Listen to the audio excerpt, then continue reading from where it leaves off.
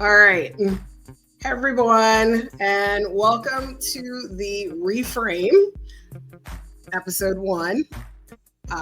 This is our very first episode. I think I just said that. And again, every week, we are going to be challenging ourselves to think bigger and connect on a deeper level. If you're with me on this journey, I'd love for you to join me in the community by making sure you hit follow, like, and subscribe. And so let's get started with reframing this week's questions. So the first, I kicked off on Sunday a new series called 36 Questions That Lead to Love.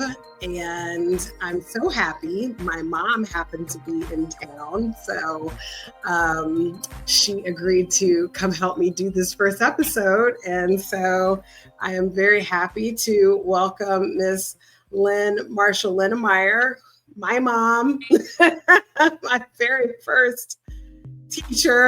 And anyway, she's here to talk with me. So welcome, Mom. Thank you. Good to be here. Yeah. All right. So as I said, I kicked off the 36 questions that lead to love, and with hopes that will help me to build up my audience a little bit and to give me a framework and really just kind of dig a little deeper and know myself a little bit better and hopefully get to know the audience as well. So I just want to ask you, we'll start out with asking you. So question 1, which was, given your choice of anyone in the world, and you can pick living or dead, like I know we kind of talked about that, who would you want as a dinner guest and why? That's, I don't know. I hate hypotheticals, but, I will try to entertain that.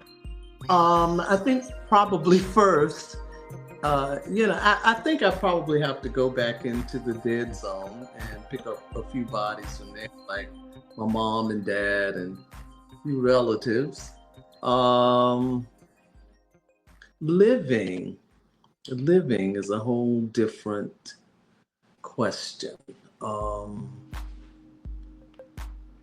I think probably, I can't think of any artists. This is a weird question because I can't think of any artists. Should I help you with who my answer was? Like, we didn't get to talk about who I picked. Yeah, who was your answer? My answer was the Dalai Lama. Oh, that's a good one. I like to have dinner with him. Yeah. Kind of be tricky. He's 90 years old, but yeah. I know, but he's 90 years old and he's still like spreading peace and compassion all over the world. And I just thought that was awesome. But I'm sitting here and I'm thinking, there's this artist who's being handled by my gallery in Red Springs. His name is Henry Festazos, and he was an immigrant from Poland 40 years ago, and it's been a while since I've had my breath taken away by an artist. So I'd really like to sit and talk to him. He's sort of into magic realism and, just beautiful work. And he works in oils, which I thought was amazing. I think he's 82. So I would like to have dinner with him.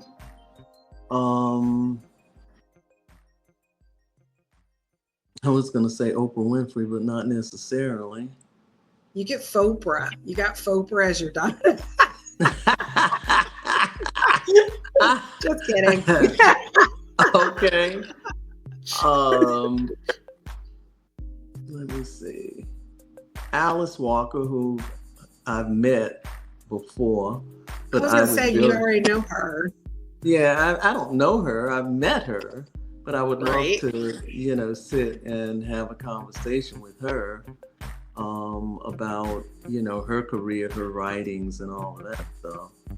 Um, I would really like to have dinner with my dear friend, Kel Scott, who is in Australia.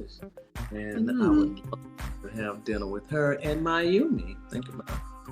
in Remember Japan. Mayumi? Mm-hmm. She's in Japan, right? Mm. Yeah, yeah. It'd be lovely to have dinner with Mayumi and her husband, whom I've not met.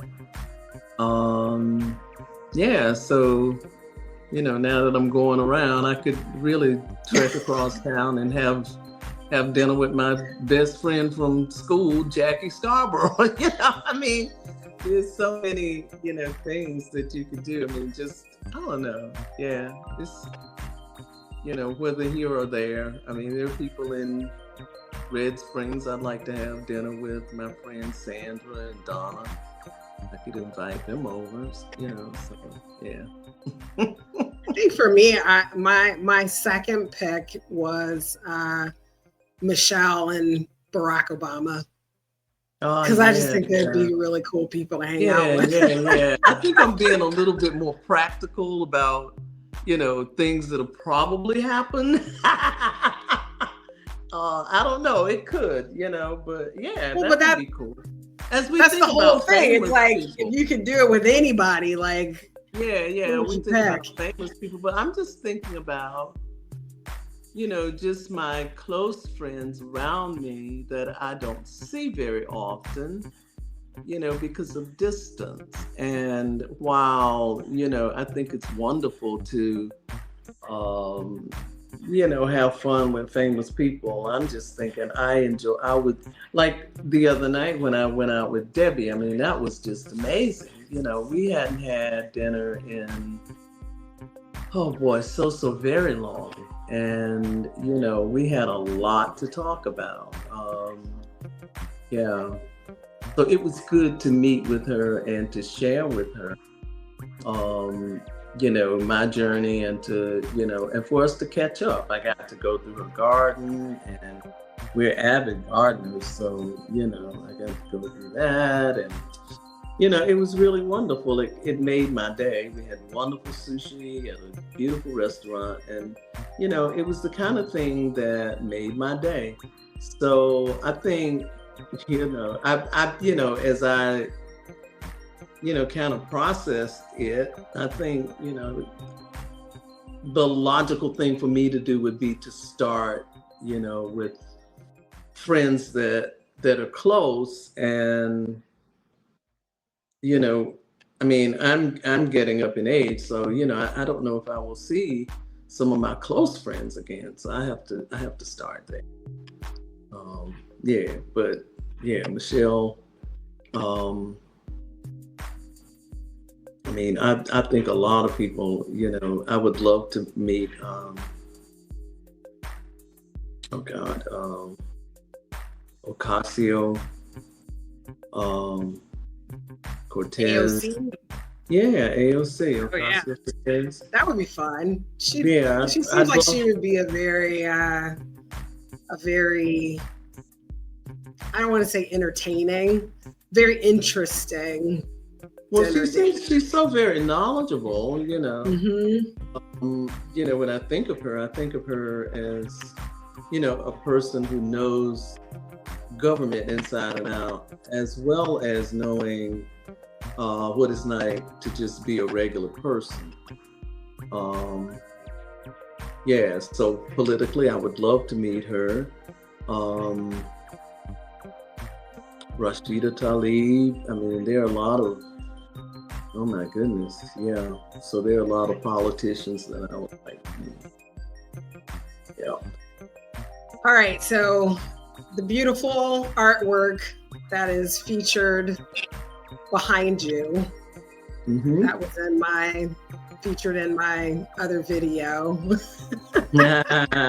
Is there any, and I count myself like super lucky that I have you as my mom, because I have like awesome artwork all throughout my house. Thank you very much. I really appreciate it. You're very welcome. Are there any stories behind that particular piece, or like you've been through some phases, I think, right? Yeah. I mean, here again, going through phases. I'm thinking artists, and a couple of artists I already know. Carol Walker, I love her work. She was a classmate of mine. I would love to meet Zenobia Bailey, who is a crochet artist. Amazing. Yeah,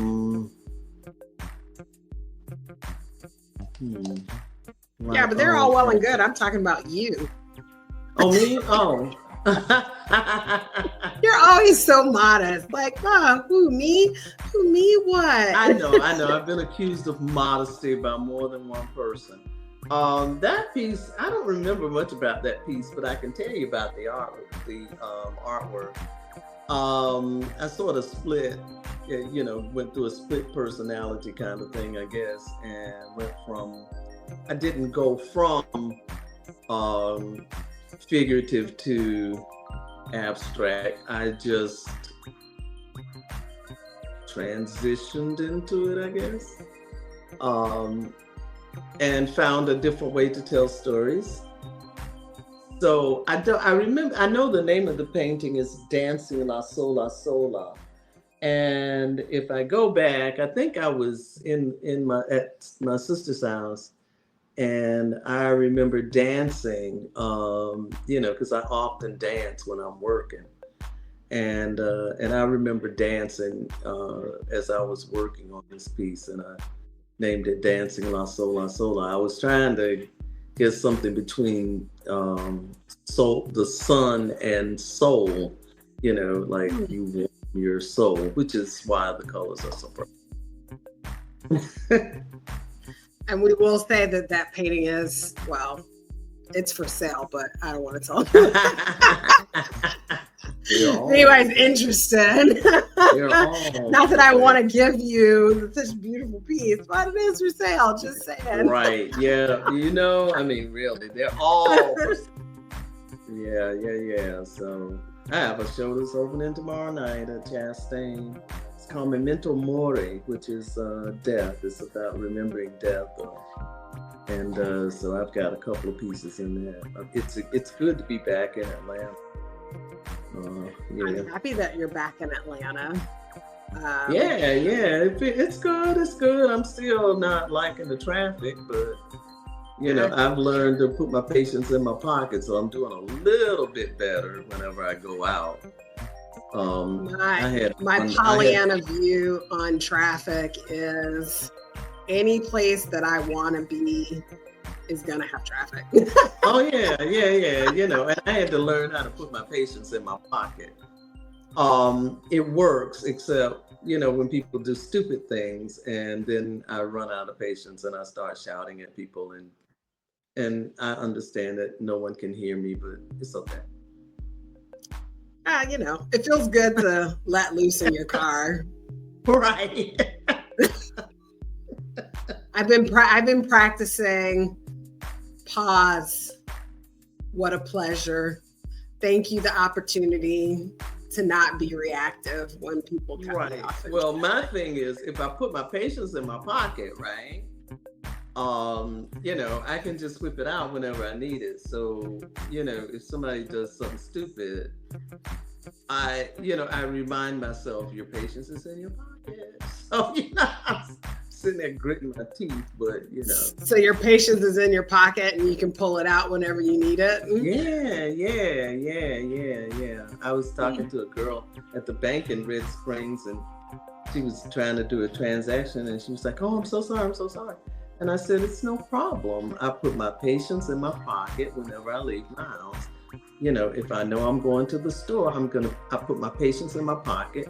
because more than likely I'm going to run, you can't help it. It's life. You're going to run into things that, that you don't, necessarily want to be bothered with, and things that can make you angry. And it's patience that, that calms me down, keeps me kind of grounded in that way. So I put my patience in my pocket, and I find that I just kind of move along, kind of drift in the storm, and that kind of thing. So as I said, there you have it, folks. When people are like, I don't know how you do it. Right. I learned it from my mom. Right. You put patience in your pocket. There are things that are going to annoy us all the time, and the older you get, I think, in terms of being annoyed, you kind of want to move away from it, but, there's still things that annoy you. But there's pretty much nothing you can do about it, or, look at it, examine it. Why does it annoy you? I've had to do that a number of times. So, but yeah. So my community is called Live by the Rule, where we promote kindness and compassion. I love kindness. And living by the golden rule. So do you have, I've told this story before to people about my interesting upbringing, where I was exposed to so many different religions as a kid, which actually made me as an adult. And I'm thankful for it now. It was challenging when I was a little kid, but it's I'm extremely thankful for it now, because it really did help me to come to this conclusion that kindness and compassion and empathy is really at the core of all of the great teachings. And I just wanted to hear kind of what are your thoughts on the golden rule and kindness and compassion and oh my goodness. Kindness is probably one of my favorite words. My dogs even know how to be kind. And they start. Yes, I have canine siblings, y'all. I'm an only child, but Penny and Poppy, the Yorkie Shih Tzu mixes, are my canine siblings. And little dog. But anyway, but they know the word kindness. And I've started them out like that, I started them out with be kind. And they know whenever they are acting up, like Penny likes to hop on Poppy's back. And I'm like, don't do that. Are you being kind? Doesn't look like kindness to me. And they'll stop. They will stop because they know they're not being kind. They know the word kindness. Compassion, important. That's one of the things that I don't know that humans could live without. We must have compassion and empathy for others, other sufferings. I think that's the thing that that connects us to our soul, is having empathy. When you have no empathy for people, then, I don't know, I think you're kind of soulless, if you so yeah, extremely important. I think they're gifts to us, like creativity is a gift, and, we've been given so many tools to use in our lives, and creativity is one of them that we can use whenever whenever we're thinking about all this stuff. I don't know. I think, it's funny because I keep thinking, gee, if I were God, how would I change the world? And I can't even come up with an imagination like that. I think it's best to leave it be, so it's such an amazing place. It's such an amazing world that we live in, so yeah. Yeah, I always have people ask me all the time if I got your artistic, creative genes, and I'm like, yeah, no, not so much. You did. Not so much. It's like you just use it in a different way. Everybody is creative. You might decorate. You might, if you sit at a desk and you scribble, then you're creative. You can draw. Yeah, you can. The thing is being consistent. That's the thing and that goes, with anything that you do, you have to be consistent. Passion is certainly helpful. I think, when I learned, well, I don't know. I always think that from, that I came into this world, knowing that I would be creative. I always tell people that I've never not known what it was that I was supposed to do. So I think that is a gift in itself, to be born with a passion, because not everybody gets to have it, but I think that I enjoy watching people trying to find their passion, because that takes them on a different kind of journey, So yeah, it's as they say, it's all good. It is all good.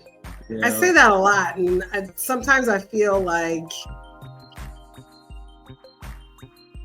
I don't know if everybody feel like, I know a lot of people don't feel that way, or people just say it. And I think before I decided I was really gonna get serious about doing this, that I was just like, okay, I have to really be okay with me being able to say it's all good, even when other people don't necessarily feel that way. So it's like, right, trying not to let other people's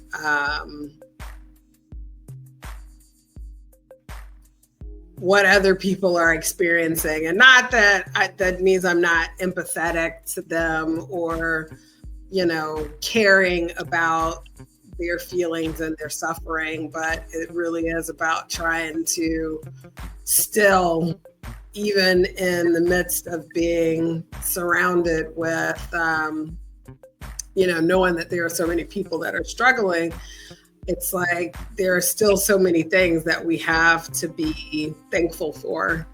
And so I always try to go back to that. Yeah, you have to. You have to. It's just like I was saying before about the question that you asked. I am so thankful for, my close friends, that I don't get to see them very often.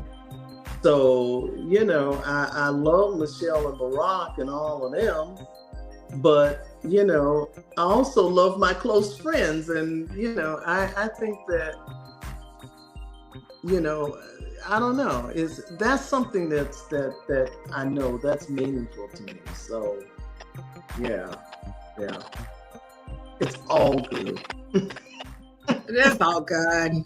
Even when it seems bad, it's all good. That's it. And I think that the thing is that those friends have helped me along. I really, really appreciate that.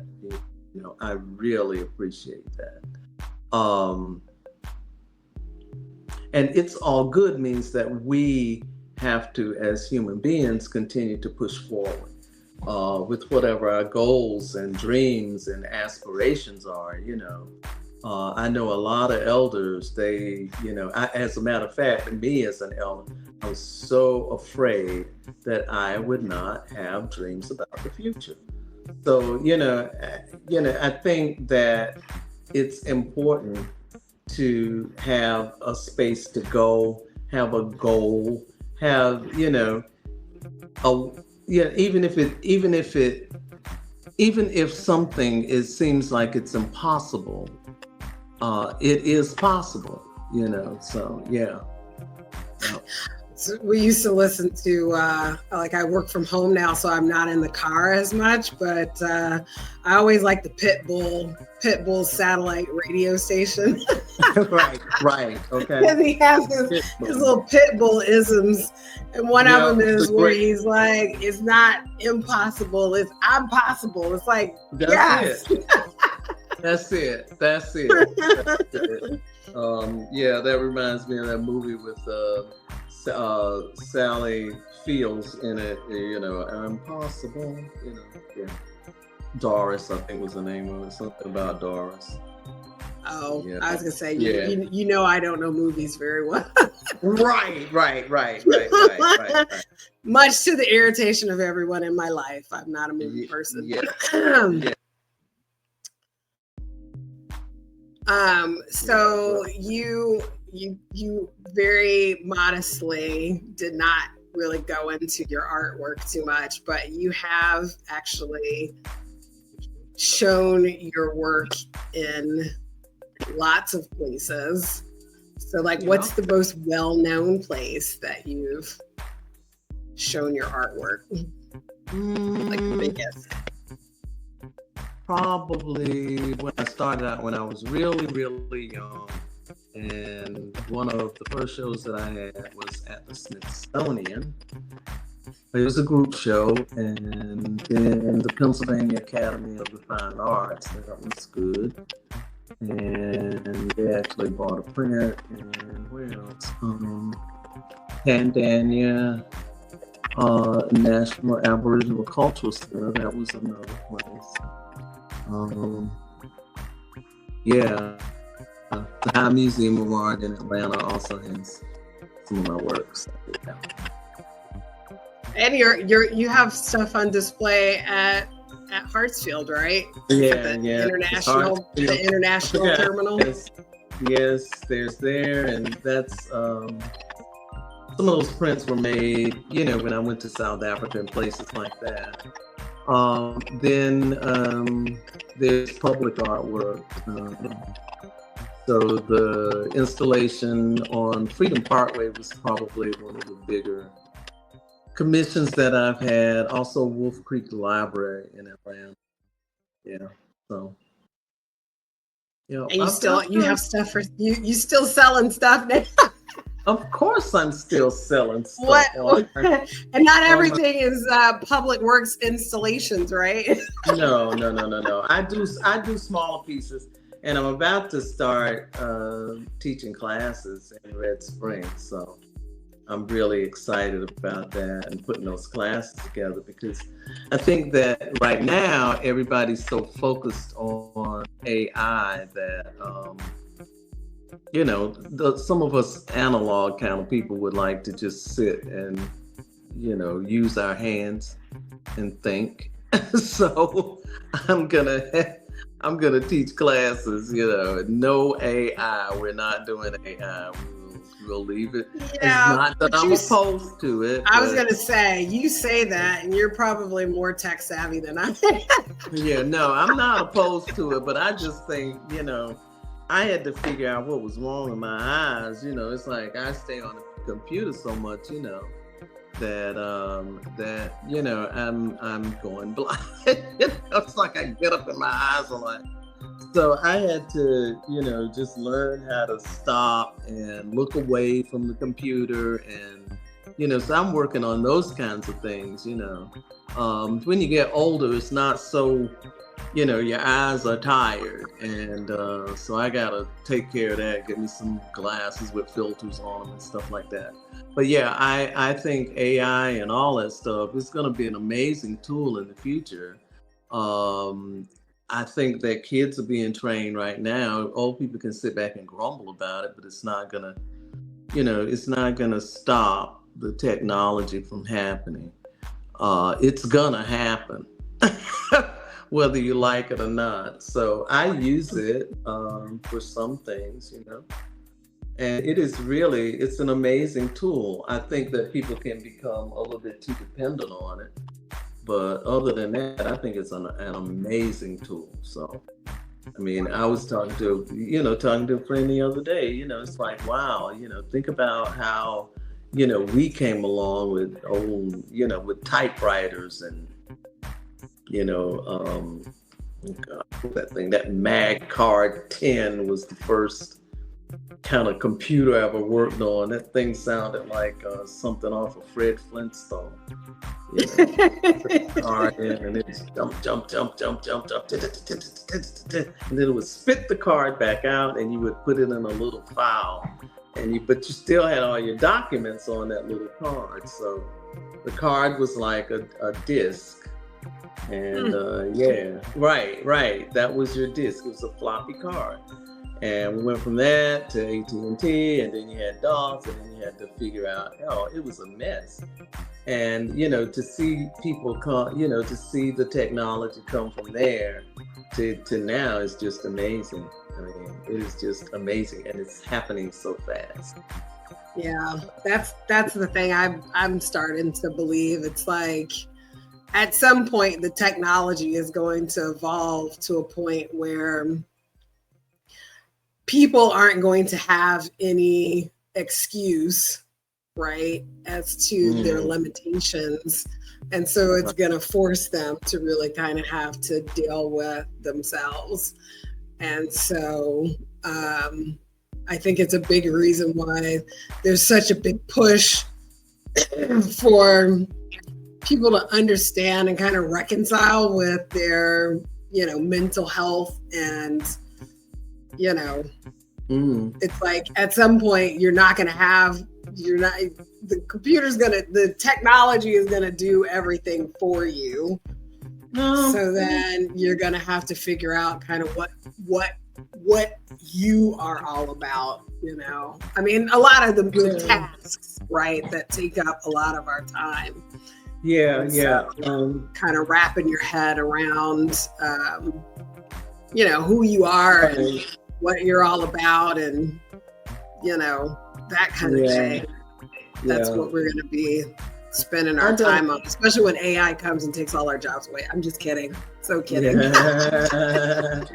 Well, I mean, it's possible. It is possible, but I don't think so. I tend to think that, you can have a Black Mirror scenario or something, but more positive. But it's interesting to me how people are maneuvering through the technology now, because it's new. I remember when the internet dawned, it was very new. No one, I mean, we hadn't heard of it. And Anna Paquin, I remember her in that commercial for, what was it, IBM or one of them, whatever it is. But anyway, they're not there anymore. And I remember watching it. I can't think of what, MCI may have been. But I remember watching that, and thinking, what in the world is getting ready to happen? You're there, but you're not, you're not there, you're everywhere. And I was like, what is this? And then the next thing I know, here it comes, and slowly but surely, it happened. I was all into it. I was like, oh boy, let's go grab this. And I got my computer. I remember being online when, there was an Apple chat thing, and we would all meet, and, we'd have these little chats and do comments. And I remember when they took that down, and it was like, wow, my friends are gone, and I think I just heard that like AOL is finally getting rid of their dial-up. Right, Like, right. for the 5 people that were still left on it, it's like, wow, okay. Right. So yeah, they're That's finally it. letting that go. That's it. And it was just, I mean, but you think about the dawn of the internet, when it first started easing in. And I always say that my career has been outrun by technology. Because when I graduated from from college in 1990, with a degree in photography. And as soon as I got my little piece of paper, Adobe Photoshop came in. I was already painting on photographs, and then Adobe Photoshop comes in, and I'm like, okay, well, so much for that, So, and then now, here goes something else, so ended by AI. So, But you've always been really good about incorporating technology into the work that you do, right?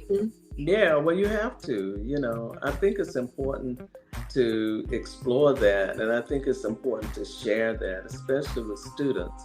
Now, I say that I'm getting ready to teach a class that's all analog, but these are mostly, seniors like me, I hope. Maybe get a few young people in there. And, a lot of people are not so easy to bend. But yeah, I've always been, well, I'm a tinkerer like my dad. Your grandfather was very much into, the latest technology and whatever, because he was in electronics and radio and all of that. So I think I picked up his curiosity, his technical curiosity, because I'll sit there and read how to, do whatever. And I'll just sit there until I learn it, So I've never been afraid of the technology. If anything, I've always advocated to embrace the technology. And I predicted that it would do some amazing things. I didn't think it would be this fast, but I mean, the world is about to change again, really, with AI. And, we have to stay on top of it, especially viewing things and sharing things that are not real. That's the thing that scares me, is how AI has the ability, to take bits and pieces and put them together, and make it look real, but it's not real. So I'm beginning to question most things that I read and see online. Yeah, well, if you want to talk quantum metaphysical stuff, none of this is real anyway. Well, but we're all living in a simulation, as they say. Yeah, but I mean, there's all matrixy on it. Well, whenever I came up, there was a thing called truth and lies, and I think that's where I have a problem, between things that are manufactured and people making money off of deliberately tricking people into thinking that what they are seeing is real, even if it makes them feel good. I have a problem with that. Right. I really do. I have a problem with that. So, and there are a lot of influencers out here who are using AI, as my dear friend Kenyon, who recently passed away, with trickeration. Lots of trickeration. He taught me that word. Yeah, yeah. Wow. Yeah, trickeration. All right. So if anyone is interested in finding out more about your artwork, where would they go? Oh, yeah. LYNN.com.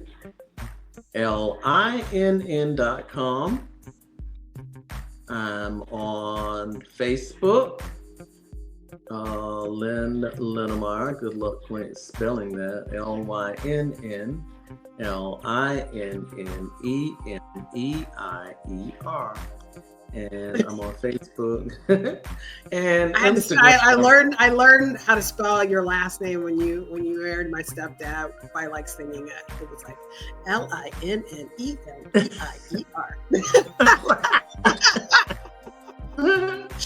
And on Instagram, LYNN, the number 2, LINN. So, and then, I think I put my website up, linneman.com. So you should be able to access all. I'm also on Etsy. You can order prints and all sorts of good stuff. So yeah. Awesome. Well, I appreciate you taking the time to help me kick off the Reframe. So again, I will be posting, you talked about consistency, so I will be posting my answer to question number 2 will come out on Sunday, and then hopefully I will see folks next week on Thursday, 8:00 p.m. Eastern time for the next session of the Reframe. I think my mom will be back home by then, but I will have someone else interesting to come on and chit chat with. And hopefully at some point we'll get people. Don't worry about it. People. Audience members. So one can dream. I think it's wonderful. Congratulations. I'm so happy to be here for your first, podcast. So yeah, I think it's wonderful. Keep doing what you're doing. Thank you, Mommy. Lynn Marshall Linnemeier. All right, everybody. Well, thank you for your time. Thank you for watching the replay, because we're gonna have lots of people that are gonna go back and watch the replay of this. And so I'm gonna just say, make sure you hit that like and subscribe button and follow me on Instagram and on LinkedIn and on Facebook and at Live by the Rule. And just go out and be kind. Thank you, Mommy, for instilling a love of kindness in me. And it definitely propels me to go forward and try and get as many people on board as I possibly can. So I really appreciate it. I'm very thankful that my soul picked you. So I'm very thankful too. All right. Yeah. Love you. Love you. Yeah. Okay. Love you too.